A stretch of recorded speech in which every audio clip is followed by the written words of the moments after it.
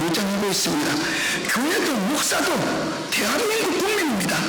목회자가 성경적 가치와 신앙 양심에 따라 사회 문제를 지적하고 발언하는 것은 종교 지도자로서 당연한 사명입니다. 그러나 이를 이유로 형사적 처벌이나 구속을 시도하는 것은 명백한 종교 탄압이며 자유민주주의 사회에서는 결코 용납될 수 없습니다. 두 번째로 손현보 목사 구속 시도는 정치적 탄압이다. 손 목사는 교회의 강단에서 성경적 가치와 시대적 책임을 선포해 왔습니다. 이것은 개인적 이익을 위한 발언이 아니라 한국 교회와 사회를 향한 영적 경고와 사랑의 외침이었습니다. 그런데 이를 빌미로 구속하는 것은 종교인의 손이 이틀락하는 정치적 탄압일 뿐입니다. 세 번째로 우리는 요구하는 것이 있다. 종교의 자유와 표현의 자유를 침해하는 어떠한 탄압도 즉시 철회하라. 정부와 사법당국은 즉각 손현보 목사 구속을 중단하라. 이번 일을 시도한 자는 한국교회와 국민 앞에 과오를 사과하고 다시는 이 같은 일을 반복되지 않을 것을 약속하라. 우리는 종교 탄압이 멈출 때까지 국민과 함께 싸워나갈 것이 분명히 막힙니다.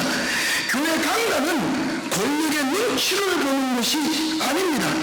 진리와 정의를 선포하는 자리입니다.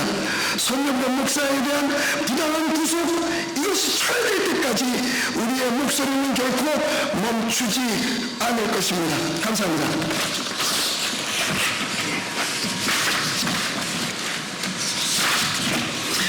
황도수 교수입니다. 건국대에서 학생들을 가르치고 있고요. 저는 헌법학자로서 왜 손현보 목사의 구속이 잘못되었는지 법리적으로 설명하도록 하겠습니다.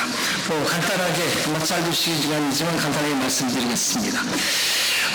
지금 국가기관은 인권을 존중하는 걸 전제로 해서 국가 권력을 행사해야 됩니다.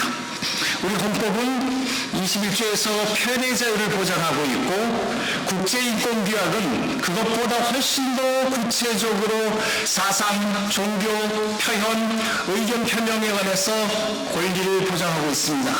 이 인권과 그리고 이 인권이 절대로 차별적으로 침해돼서는 안 된다는 데에 대해서 우리 기본적으로 모든 우리 인류가 정하고 있는 인권 사상은 확실하게 자리 잡고 있습니다. 이런 관점에서 볼 때 왜 흔히 우리가 생각할 때 구속영장 많이 발부되는 거 아닌가? 구속영장 많이 청구되는 거 아닌가? 이 부분에 관해서 왜 손현보 목사의 구속이 문제가 되는지 말씀드리겠습니다. 첫째, 공직선거법에는 처벌조항이 굉장히 많이 있습니다. 그러나 손현보 목사가 이번에 공직선거법 위반됐다고 하는 그 내용은 공직선거법에 규정된 처벌조항 중에서 가장 경미한 범죄입니다. 2년 이하의 징역, 다른 공직선거법 위반은 1년 이상 또는 10년 이하의 징역 등이 규정되어 있는데 이 사건은 모두 2년 이하의 징역에 해당된다고 하는 아주 경미한 범죄였습니다. 두 번째, 손현보 목사가 잘못했다는 공직선거법 위반은 설교시간 30분 넘는 시간 중에서 단 1분, 2분에 해당되는 사항만 해당되는 겁니다. 이런 면에서 과연 이런 사건에 대해서 구속영장을 청구하고 발부해야 되는가라고 하는 질문이 제기되는 겁니다. 세 번째, 사건은 이미 종결되었습니다. 이미 선거는 끝났고 그 다음에 이미 당선자는 결정된 상황에서 과연 법률을 적용할 때 구속을 시켜서 해야 될 것인가 의미스럽지 않을 수 없습니다. 네 번째, 손현보 목사의 모든 설교는 이미 홈페이지에 게시되어 있습니다. 따라서 손현보 목사는 도망갈 생각도 없고 그 다음에 떳떳하게 설교했고 떳떳하게 정치적 의견을 표명했습니다. 이런 점에서 구속할 사유는 전혀 없었다 이렇게 볼 수 있습니다. 마지막에 구속영장을 청구하고 발부할 때는 죄형법정주에 따라서 적용법조문이 분명하게 기재되어 있어야 합니다. 그러나 손현보 목사의 구속영장 청구 및 발부에는 그 적용법조가 기재되어 있지 않습니다. 다시 말해서 죄형법정주에 위반된다 이렇게 말할 수 있습니다. 게다가 적용법조가 적시되어 있지 않으니까 손현보 목사가 자기가 피고인으로서 또 피의자로서 방어할 기회를 놓쳤다 이렇게 볼 수 있습니다. 다시 말해서 헌법상 적법 절차의 원칙을 위반하고 있다 이렇게 볼 수 있습니다. 게다가 오늘날 인터넷 세상, SNS 세상, 온라인 세상이기 때문에 온라인에서는 자유롭게 누구든지 선거운동을 할 수 있도록 되어 있습니다. 이거는 헌법재판소 판례에서 보장되는 겁니다. 다만 오프라인에서는 공직선거법이 아직 정리가 안 된 상태이기 때문에 지금과 같은 처벌이 문제가 되고 있고 공직선거법 위반이 문제가 되고 있습니다. 생각해 보십시오. 지금 여당이 되어 있는 대통령위에서 방송 김어준은 엄청나게 온라인에서 선거운동을 했습니다. 그러나 처벌받지 않고 있습니다. 그것에 비해서 손현보 목사는 설교 중에 일부 정치적 발언을 했다는 이유로 지금 처벌받고 있는데 과연 이것이 합리적인 처벌인가 합리적인 차별인가라고 하는 문제입니다.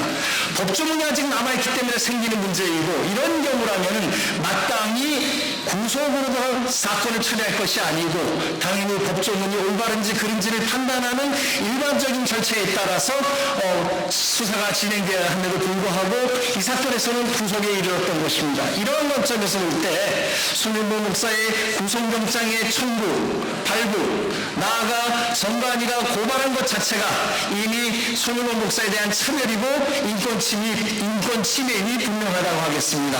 이상으로 위헌성과 위법성에 관해서 말씀드렸습니다.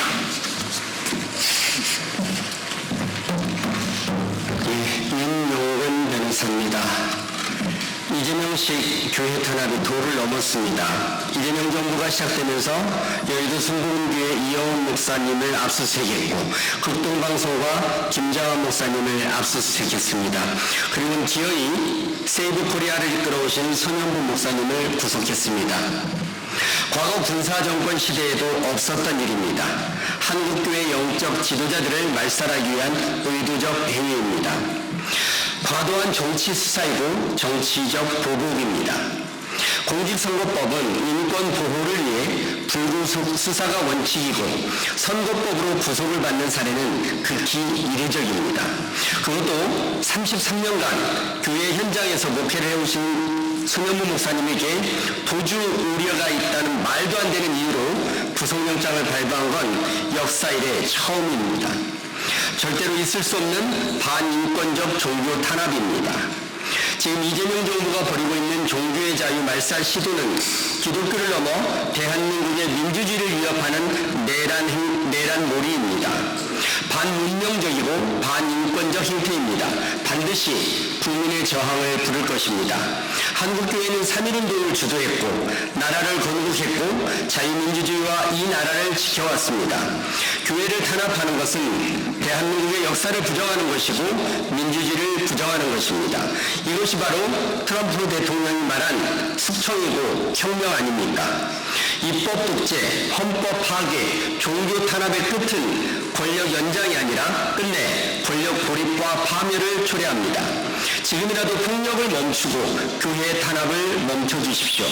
대한민국 헌법은 불가침적 기본권인 종교의 자유를 보장하고 있습니다. 진정 문명국가의 자부심을 지키고 세계 인류 앞에 당당한 대한민국이 되려면 이재명 대통령이 직접 나서서 손현보 목사님을 석방시키고 국민 앞에 사과하십시오. 이것이 국민의 명령입니다. 이상입니다. 여자형 사무총장 김명길입니다. 제가 발표하는 이 자료는 구체적인 사항만 우리 기자 여러분께서 원하시면 보도자료로 발표할 수 있도록 하겠습니다. 핵심 내용만 제가 요약해서 발표드리겠습니다. 종교 표현의 자유 침해 및 관련 기관 인권 침해에 대해서 구체적으로 행동하는 계획입니다. 우리는 대한민국 부산 소재 세계력교회 담임 목사로 33년 이상 부산 지역에서 약 만여 명의 성도를 섬기는 목회자 송영돈 목사에 대하여 공직선거법 위반과 도주 우려가 있다는 이유로 인순을 구속한 사실은 종교 및 표현의 자유, 신체의 자유가 명백히 침해된 사실이며 이에 깊은 우려와 분노를 표합니다. 대한민국 헌법과 국제인권규범 모두에서 명백히 보장된 권리가 침해된 것은 대한민국이 국제인권 기준을 존중하고 실현해야 할 의무를 위반한 중대한 사항입니다. 더불어 미국 국제종교자유법은 전 세계 종교의 자유를 보장하기 위해 제정된 법으로서 타국에서 조직적 심각한 종교자유 침해가 발생할 경우 미국 국민과 국제사회에 보고하고 실행 근거 및 제재를 취할 수 있는 법으로 규정하고 있습니다. 그래서 이번에 중대한 종교적 자유 침해에 해당하는 소지가 충분히 되기 때문에 이번에 국가인권회 뿐만 아니라 유엔 인권이사회 미 국무부 국제 종교자유국에 이번 사실에 대하여 상세하게 구체적으로 전부 제소하게 됐습니다. 먼저 우리나라의 국가인권위 제소는 국가인권위법 제4조 긴급 구제조치의 근거에 따라 바로 접수를 실시할 것이고 유엔 및 국제사회 연대는 유엔 인권 메커니즘에 공식 진정하는데요. 유엔 인권 이사회 특별 절차에 종교 및 신앙의 자유 특별보호원과 표현의 자유 특별보호원과 함께 긴급 행동 제출과 유엔 인권 피해위원회의 국제적 감시와 근거를 촉구하는 문서를 제출합니다. 마지막으로 미국 국무부에 국제종교자유법에 위반 제소합니다. 이번 사건은 분명히 IRFA, 즉 미국 국무부 국제종교자유국입니다. 제409조를 심각한 위반한 사안입니다. 그래서 국무부 원래 국제종교자유보고서와 특별우려국 지정 절차를 통해 대한민국 정부의 이번 종교의 자유와 우리 국민의 표현의 자유를 심하게 침해한 사실에 대해서 국제사회에 분명히 알리고 이에 대해서 시정 공고할 것을 요청합니다. 다시 한 번 더 우리 국민, 특히 언론의 여러분들에게 호소합니다. 우리는 끝까지 종교와 표현의 자유를 우리 국민들을 위해서 지켜낼 것이며 어떠한 억압에도 굴하지 않고 헌법 및 세계 인권선언, 국제 종교 자유권을 명시한 인권의 가치를 추구할 것을 국민과 국제사회 앞에 엄숙히 다짐합니다. 대단히 감사합니다.